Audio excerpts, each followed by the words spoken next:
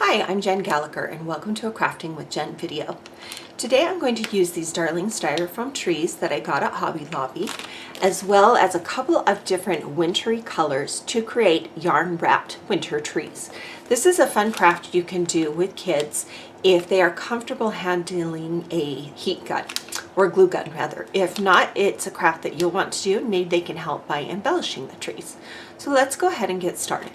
So you can find styrofoam trees or chipboard kind of trees at any craft store. They're just conical in nature or conical in nature. And then you just need a yarn. I'm going to use this cool teal color. I think it's a fun winter color. And then I like to start at the top with a little bit of glue. And then you need to find on your yarn the piece that will start it. And just let that set for a minute and let that dry. Now once that's cooled and dried, we can start by wrapping the yarn around the tree. We'll just use the yarn and we'll go around the tree. And once you have the first piece, you don't need to add any more glue. You can just wrap and wrap and wrap. You can do a single wrap, which means that each piece of yarn meets the next piece, or you can overlap several times. So whatever you like. The key is to make sure that none of the styrofoam foam or the chipboard shows.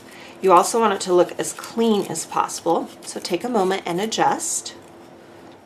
So once you reach this bottom area, the yarn wants to kind of move around the bottom.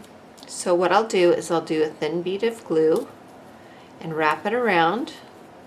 You can see how it's struggling to stick to the styrofoam, so just make sure you get glue once that starts happening, and then start wrapping. Hold it taut, add some more glue.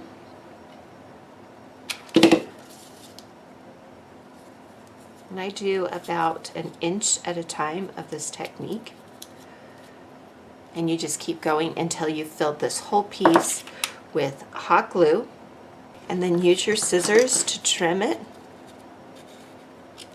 And there will be a little frayed edge, so just very lightly, just enough glue to glue that to the rest of the yarn. So here is the original tree that we created. So you could do a Christmas tree, you could do a winter tree, you could do a rainbow tree. But I decided to create some snow-capped mountains, and I did a variety of heights, white on the top, the teal on the bottom. And this is just a cute way to create kind of a winter scene. If you collect those porcelain houses for Christmas, it might be fun to add these to your scene. But these are snow-capped yarn trees.